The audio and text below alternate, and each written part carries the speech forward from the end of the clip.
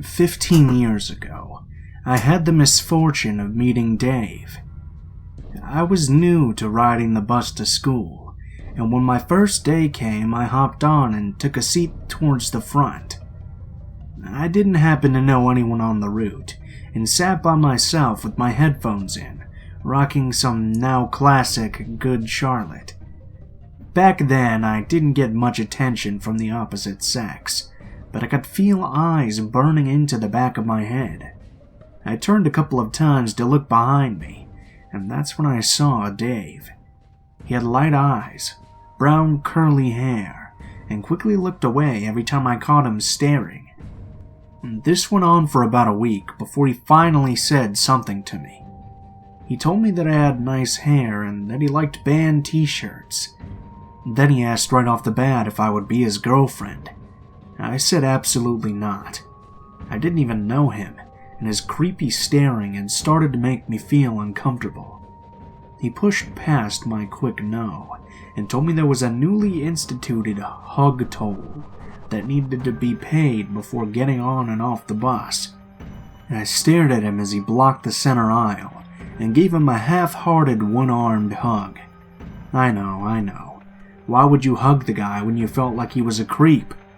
Well, I had pointed him out to a few people in school, and everyone I talked to said that he was the nicest person they had ever met, and just a bit of an odd duck. Back then, I was worried about hurting anyone's feelings, or being seen as rude, so I went with it. I have a brother who's on the spectrum. Maybe he was too. Next thing I know, David joined my photography classes, my after-school programs. I saw him around every corner and in every hallway of the school. He started popping up from behind things to try and hug and tickle me. Meanwhile, everyone just kept going on with the chorus of "he's super sweet and just an odd duck." What bullshit. When I found out he was telling people I was his girlfriend, I knew I needed to put my foot down. It was around this time I became unwilling to pay the hug toll and feed his delusions. That's when things really started to take a turn. Suddenly, anonymous notes were popping up in my locker. Most of the notes said "always" and nothing else. Some had longer declarations of love, but the "always" ones got me the most. The simplicity of the message gave me chills. Always. I knew it had to be Dave. My suspicions were confirmed when pictures of me began showing up, along with the notes. The pictures were all taken from a slight distance away, clearly without my knowledge. They were black and white, and developed on the same type of paper we use in photo class. I knew it had to be Dave. Who else could be doing this? I finally got scared, one Sunday afternoon, as I was watching TV in my bed. I heard Dave's voice next to my bedroom window. He said he watched me walk home one day to see where I lived and wanted to stop by for a visit. He said he knew I wouldn't let him in, so I figured he'd just stop by my window to talk. How he knew which window was mine was a thought that chilled me even more. The way this was escalating, I knew I needed to get an adult involved. My mom thought I was just exaggerating. He was just young and infatuated, and hormonal according to her. She acknowledged the notes and pictures as weird, but nothing other than some serious infatuation. So I went to an instructor at the school I knew I could talk to, and laid it all out on the table. Mr. K had also had David as a student, and noticed some of his quirks and obsessive behavior. He didn't doubt my story for a moment. He spoke to Dave's guidance counselor, and they both sat down with Dave and, I assume, told him he was making me uncomfortable and to stop. This pissed Dave right off. He stormed up to me in the lobby of the school with a glass rose in his hand and threw it at the wall behind me. It shattered and he screamed in my face about how I had broken his heart, just like the rose. A few teachers nearby broke up the situation. A few days later, he dropped out of school, and I went 8 years without ever seeing Dave. 8 years later, I was craving some mac and cheese, as one does occasionally, and hit up a popular spot in town to grab some to go. I looked behind the counter, and there's Dave. I had no idea he was working there, and debated leaving for a moment. I decided to stay in line to get my food. High school was almost a decade ago. I hadn't heard from him since that day in the lobby. Surely this guy could not still have his obsession with me. It was a huge relief when another register opened, and a young woman came to take my order. I wondered if maybe he was even mortified and didn't want to interact with me, so he had her open up a new one. Wrong again. He seemed to take my visit to his work as a sign that I was finally ready to love him. At least that's what I had been told since. I got a friend request from him that night, and immediately deleted it. A few nights later, I'm getting home and walking across the street, when I see that someone is standing on the side of my house, opposite the door in the shadows. I haul ass into the house, lock everything and watch. It's so dark out, but I turn on the lamppost out front and hope to God I was just imagining things. Then I see him. He slinks from the side of the house, trying to stay in the shadows, and runs across the street and towards the house he grew up in. Unfortunately for him, I saw his stupid curly brown hair. I called the police and reported this, but of course there wasn't much they could do. There was no proof. He hadn't approached me or tried to get in. It couldn't be proven that it was him. They did agree to keep someone on lookout in the area, and I saw police patrolling more than usual the following nights. Eventually, the police patrol died down, and that's when the late-night knocking began. I could hear it softly on the windows, and occasionally on the back door, but I never dared to answer or get close enough to look. It wasn't every night, only 2 or 3 nights a week. The police never seemed close enough in the area when it happened to catch him. A couple of weeks after the knocking began, I received an envelope wedged into my screen door. It was full of the creepy candid pictures from high school, and another note that said always. I had had enough, and didn't know what to do. I went out to my car to drive everything down to the police. I don't care if I couldn't prove it was him. I just wanted to have some official record of what was happening to me. That's when I saw the word always carved into my back bumper. I lost it, breaking down in heavy sobs as I drove to the police station. Again, all I could do was take a report, but I decided on another course of action. In my rage, I took a picture of the police station sign and of the report being filed. I sent them to Dave over Facebook Messenger, and I told him to leave me the fuck alone. That the police were involved, and he didn't want to ruin his life this way. He simply responded, "You're right," and disappeared. I've since heard he stalked a widow shortly after her husband had died, pounding at her windows and doors trying to break in, until she screamed out of a top window that she was calling the police. I can only begin to imagine how she felt, trying to grieve her husband and deal with Dave's obsessive ways. You may find yourself wondering if the mac and cheese was worth it. The answer is no. It was not warm enough, and came with a side of stalker.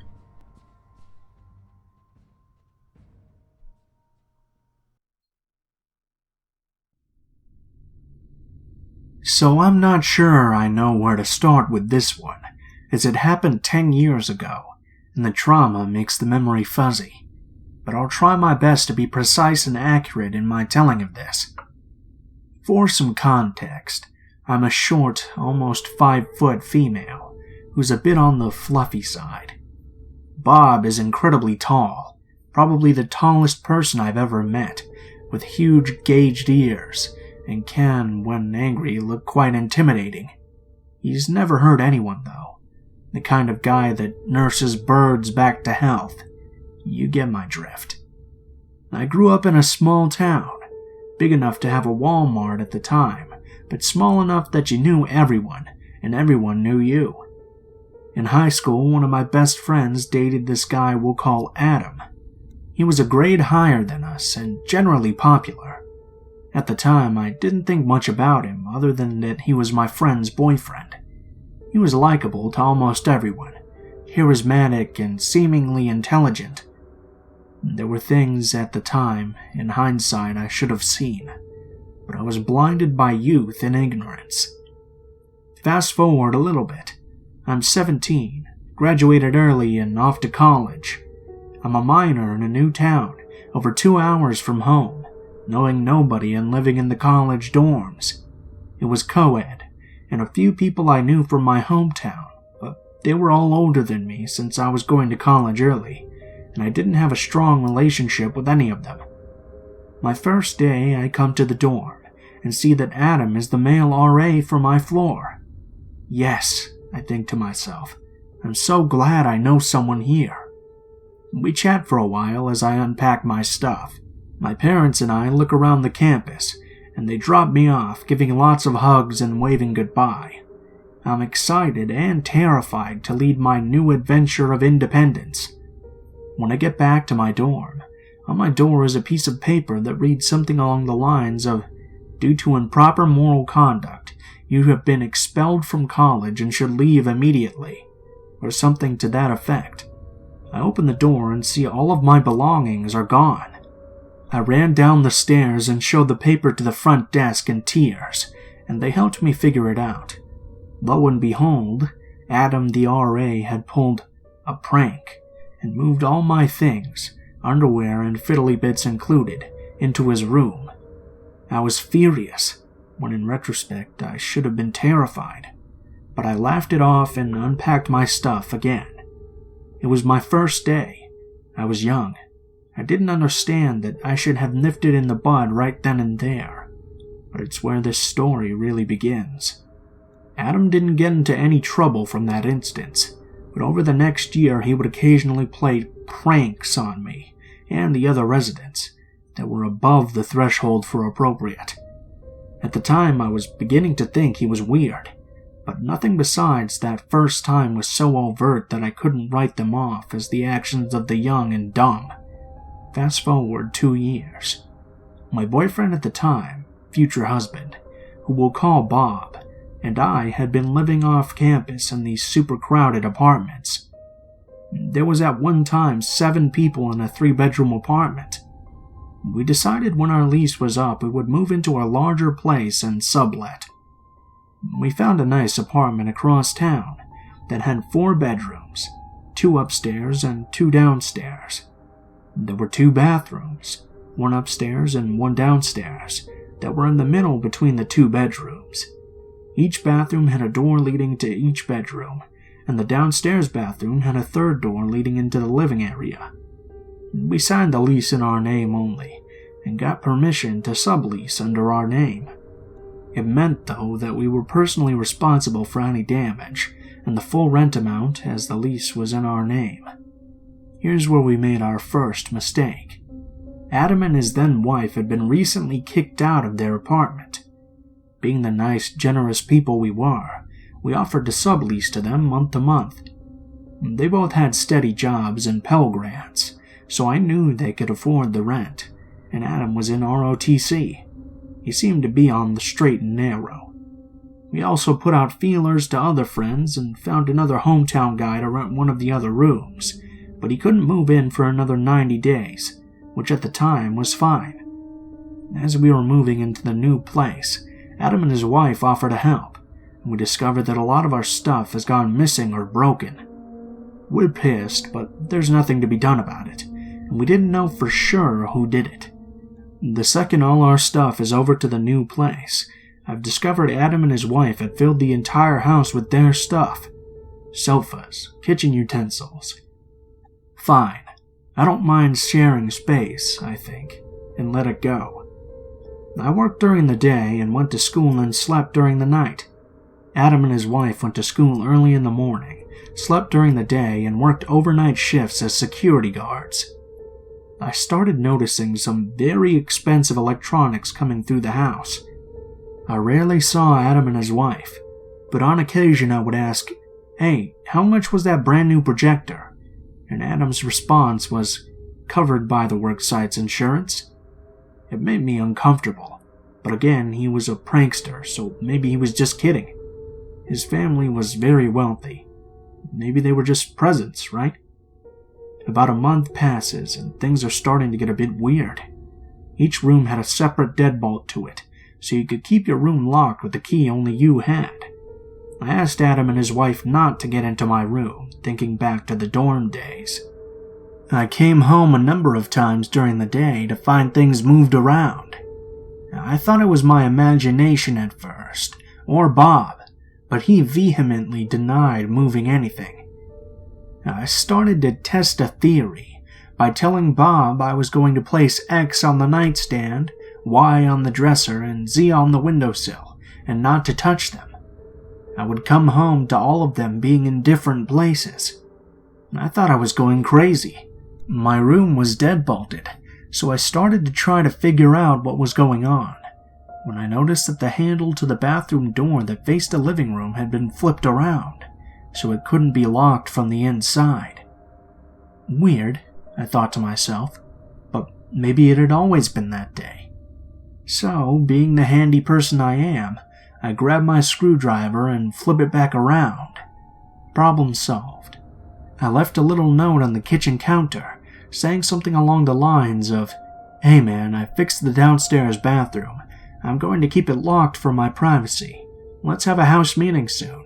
Let me know when you're available and we'll talk about it." I wanted to ask him if he had been getting into my room and set some boundaries. The next day, the note was gone, but no response. I left for my daily activities to come back and find my room had been thrashed. My small rodent pet had been taken outside, onto the patio in its cage with the door open. I'm livid. I checked my door, still deadbolted. I checked the bathroom door. It's still locked. But I find Adam had removed the door to the bathroom going into the empty downstairs bedroom, allowing him access to my room via the spare. What the hell? I leave another note on the counter, this time explaining, "Look, we need to talk. Whatever this is not cool." At this point in time, they were never home when I was. He had been fired from his night watch job, due to things going missing, I'd assume, and gone full force into his ROTC training. I don't know where the both of them were most of the time. I was working 40 hours a week and taking 30 credits and doing undergraduate research, so I was barely home. Bob was working 2 jobs and having to scooter across town, and then would come and see me after school on campus, so he was also rarely there. We found out later that Adam had been kicked out of college due to his behavior. Time passed and still no contact. I knew they were living there as stuff was moved around, but I never saw either of them. I stayed in my room for much of that period of time, as I thought maybe I was going crazy. My brain kept telling me that I was being unreasonable. Maybe there was a reason. Then one day Bob and I come home, and the door to my bathroom that faces the living room was gone. Just gone. This meant that to pee you had to do it in the open, with the whole kitchen and living room being able to see you, and all of the stuff in my room was trashed. My pets were outside again. My boyfriend's scooter was outside. Clothes were strewn about and stuff was missing. That was the last straw. I leave a note explaining, "This isn't cool," and put the door back on. I had received a note the next day saying they removed the door because it's unfair we have to walk upstairs to use the bathroom if we're in the living room, and you kept locking the door. But the door was not replaced. I called up the apartment complex and explained what was going on, and asked if we could break the lease in the next month and transfer it to a studio apartment. They agreed and a plan was set. After talking to the apartment for a while, we found out that Adam and his wife had been trespassed from the property prior to moving in, and failed to mention it to us. So again, I left a note on the kitchen counter, in not so nice of a tone this time. "Hey, the lease is in my name. You're here by my grace alone, on a month-to-month sublet. I was trying to be cool, but this is too much. You have 30 days to find a new place to live. I'm ending your sublease due to invading my privacy on multiple occasions, and destroying apartment property. At this point in time, I had given my pets a good home, as I feared for their health due to the current situation. I made it a point for Bob and I to be away from the apartment for 2 days, to give everyone time to calm down. I get home and the note is gone, nothing in its place. I go to my room and Bob and I settle in. Tomorrow we start packing the non-essentials so we can move at the end of the month. At 5:30 a.m., I hear a knock on the door. Who is it? It's Adam. I go and unlock the door thinking he's come to talk to me about the eviction notice, and crack open the door. There, right in my tiny little face, is a gun. I can see straight down the barrel to Adam's calm, expressionless face. I scream and slam the door closed, twisting the deadbolt shut just in time.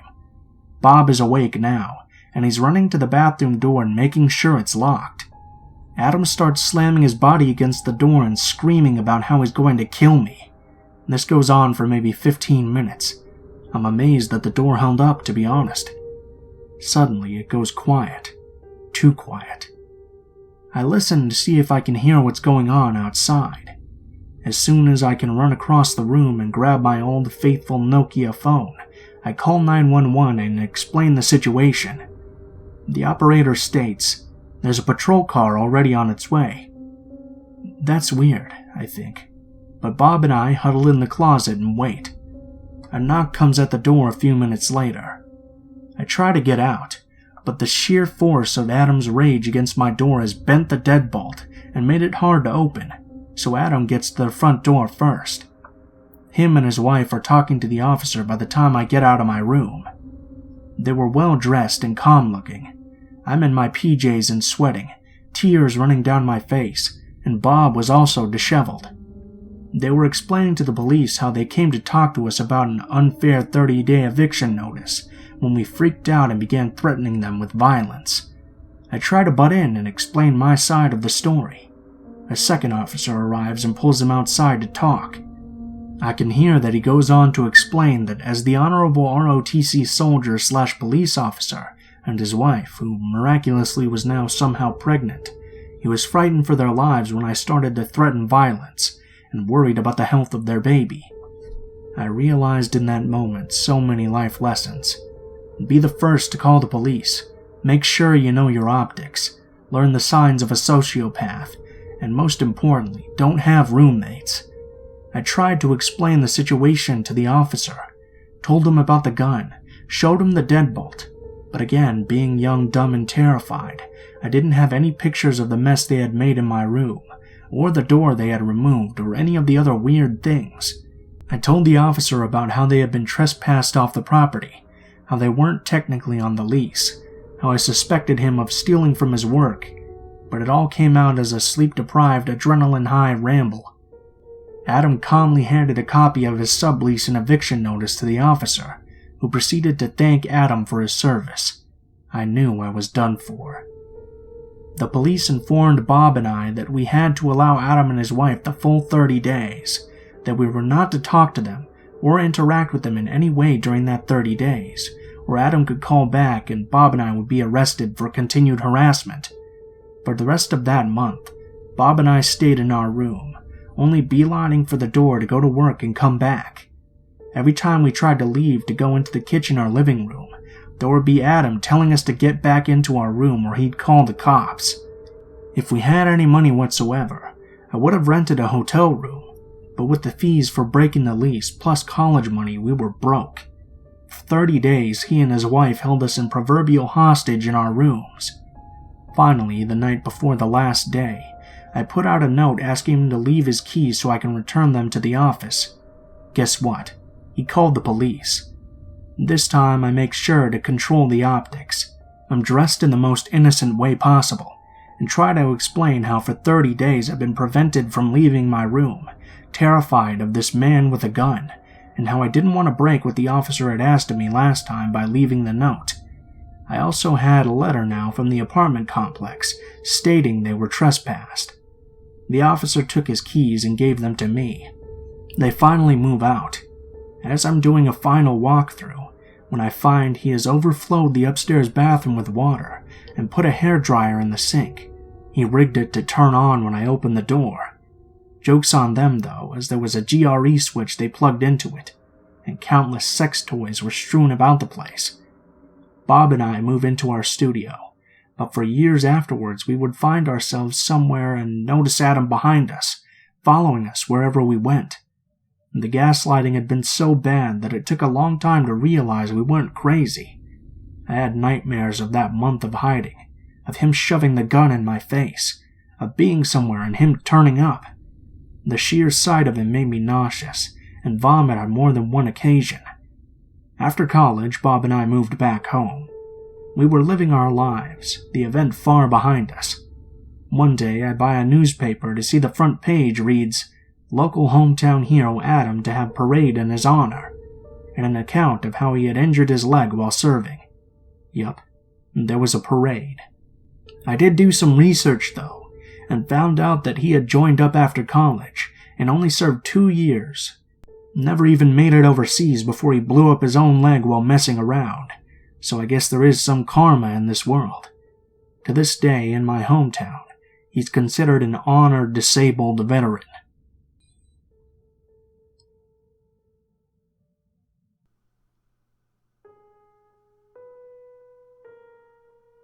I'm going to skip some details in here, because I don't want this to be extremely long. This story starts around the fall of 2017.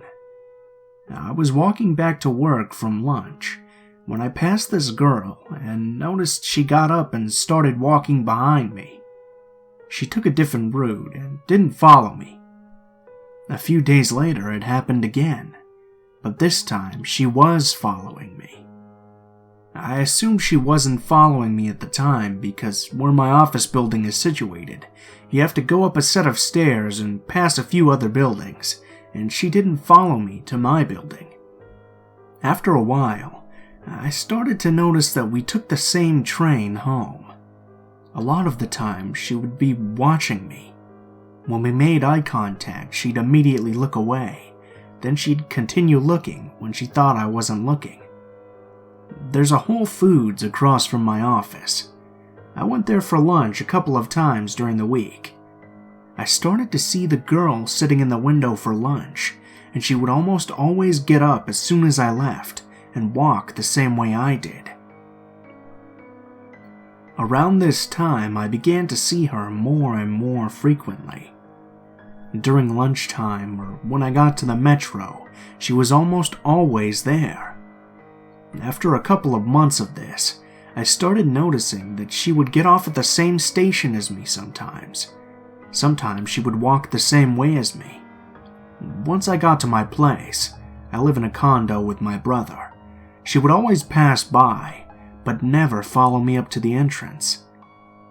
During this time, I started to receive phone calls at work from random phone numbers that, at the time, I assumed were all spam. There would always either be silence on the end, or the person would hang up immediately. I started to receive fake Facebook requests from people I already knew, or who were already on my friends list. December of 2017 comes. By this time, I stopped going to Whole Foods as often. If she gets off at the same station as me, I go into a restaurant or shopping for groceries before I go home. Around this time, an old friend I went to high school with contacts me somewhat out of the blue. She said she wanted to follow me on Instagram. We text a couple of times and I accept her follow request. She contacts me again about a month later from a different number, but this time she's texting me really frequently. I'm talking about every day or every other day. I'm not one to be mean or show when I'm annoyed too often, but after months of this, when she asks me if she's texting me too frequently, I don't hesitate to tell her that she could lay off a bit. She stops for a week or so, then the texting starts frequently again. This whole ordeal should have sent red flags up for several reasons. During this time, she would ask me so many random questions, like what would you do when you were trying to get to know someone? She would ask for selfies, which I declined because I don't like taking pictures of myself, and I would tell her that there are plenty of pictures of me on Facebook. She would ask what I'm doing on the weekends and the names of all my friends on occasion, which I wouldn't tell her because I thought it was weird that she'd want to know all my friends' names. I only sent her a couple of videos of fun things I'd do, but that's about it. August 2018 rolls around. I'm still seeing the creepy girl everywhere during the week. I get pulled into my boss's office. He says that a few coworkers received fake screenshots from Facebook of me talking badly about them. Now, I never post on Facebook, and I would never talk shit about my coworkers on social media. I don't have a grudge with anyone, nor do I know of anyone who has a problem with me. I'm a pretty easygoing guy. I managed to clear things up with everyone involved and still have my job. Of course, my friend is still texting me fairly frequently, and I tell her what happened a couple of days later when I got home from work. I told her I didn't want to get too much into it, but she kept pushing me for details. I finally told her I was going to bed, and she got the message. The more I thought about all the times she texted me, the more uneasy I got. Some things that she said just didn't make sense, especially from the way I remembered her in the past. We had kept in touch over the years, just not as frequently, and we hadn't touched base for a while before I heard from her in December. And a couple of weeks later, I decided to reach out to my friend on Instagram, but the Instagram she last messaged me through wasn't there. However, there was still an Instagram for her that I followed, and that follows me back. I reach out to her and ask her what her phone number was. Her phone number was completely different, and it turns out that she was never the one texting me, nor did she request following me on Instagram. I tracked the number, and it turned out to be one of those fake phone number apps. I requested to be blocked from the service, and I never heard from my friend again. After talking about it with my brother and a couple of friends, I'm 100% certain it was that girl that was following me. These things only started after she appeared. The phone calls to my office, the fake Facebook requests. A few days before, I was pulled aside by my boss. My friend texted me and told me she had a weird feeling about me and wanted to make sure I was okay. I just thought she was being weird at the time and I didn't think too much of it. This whole ordeal is pretty scary when I look back on it, because I sent videos of myself and my address at one point. My friend even confirmed a post my brother made with pictures he tagged of me on Facebook. I was texting a stranger for 8 months about my life, and they also apparently had access to my Facebook page. I still see this girl since she obviously works in the same area as me. She doesn't follow me around as much, but when she does see me on the metro, she always watches me or sits somewhere she'll be able to make eye contact with me. I'm always careful now if anyone texts me from an unrecognizable phone number, and I'm just paranoid. I know this story might seem a bit all over the place, especially with the conclusion I came of the girl posing as my friend, but I had to get this off my chest.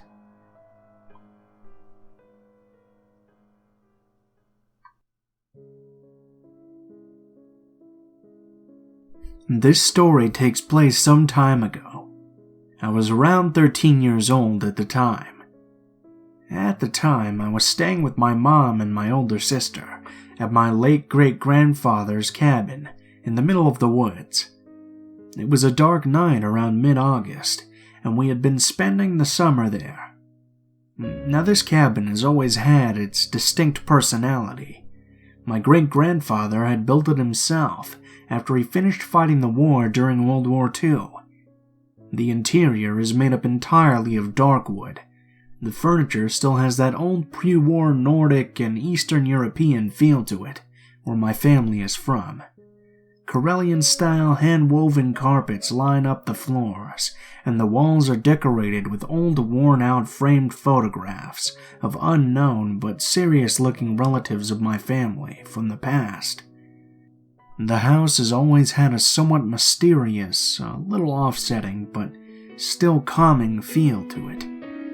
Me and my sister, being curious kids, had just on the previous day looked through some old photo albums belonging to my great-grandparents that we had found in the library, a decision we both regretted.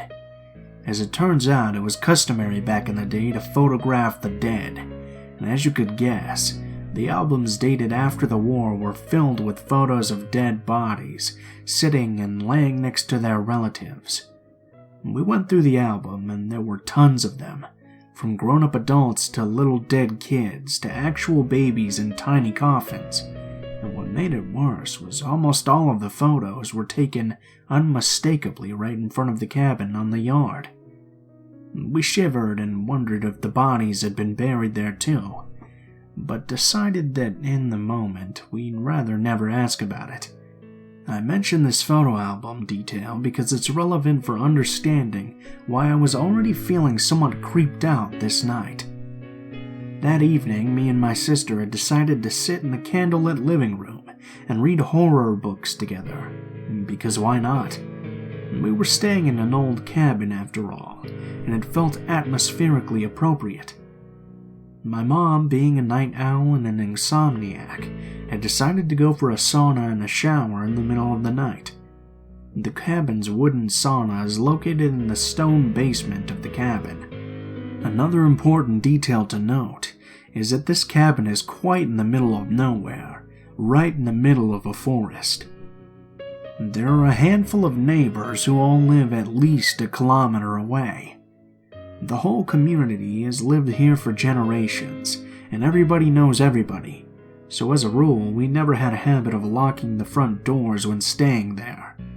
The only person that ever locked the front door to the cabin was me, and I always did it accidentally by slamming the door too hard so that it automatically locked. It was midnight. My mom was down in the basement, and me and my sister were reading horror stories in the living room. We were in a mostly light mood, despite both of us feeling a bit creeped out.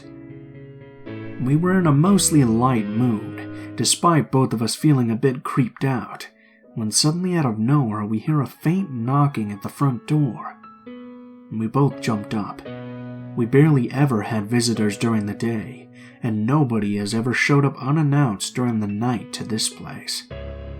We decided in that moment that we're already probably mistaken and feeling spooked by the stories. It must just be the wind that was making the noise. But no, the faint knocking came again, and then a louder knocking followed. We realized that undeniably there had to be somebody out there, and they wanted to get in. In horror, we both ran to the kitchen to grab something to defend ourselves with. I grabbed the biggest kitchen knife I could find, and we had a quick chat with my sister on whether we should go to the basement to get our mom. The knocking continues, and this time whoever it was wasn't knocking on the door anymore, but they had moved to the curtain-covered window next to the door to knock on it instead. My adrenaline kicked in, and I was feeling a little braver, so we decided to walk slowly towards the front door, and I took a peek out the window. I moved the curtain slightly to the side to take a look. However, I see nothing but darkness. I close the curtain and turn to my sister, when suddenly somebody tries to pull the door open aggressively. We both flinch, but thankfully, as I was the last person to enter the cabin that evening, the door was locked.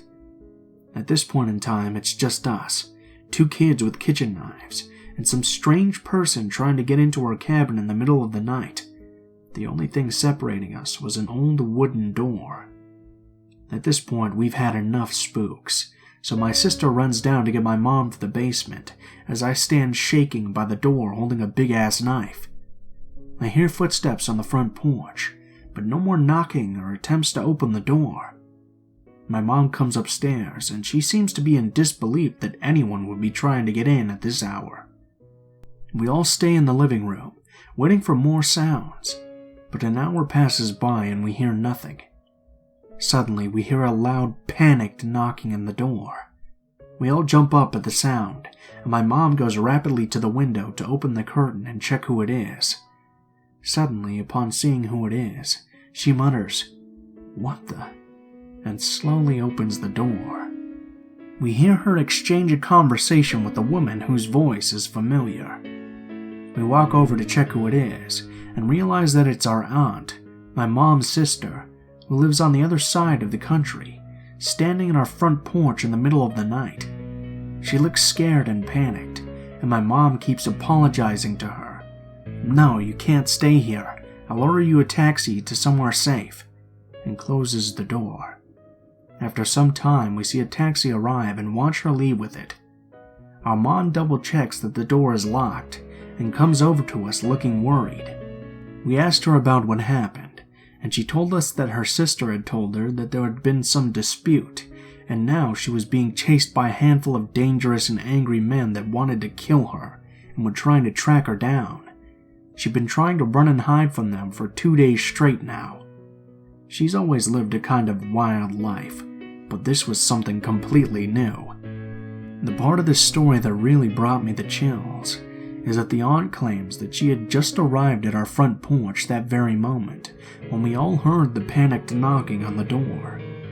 She certainly had not been standing there quietly for an hour or been knocking on the windows, meaning that whoever was the person faintly knocking on the door about an hour before her arrival, it wasn't her. We have no idea who it was or what their intentions were, but I know that given the extraordinary circumstances, I would reckon it was likely one of the men that was trying to track her down.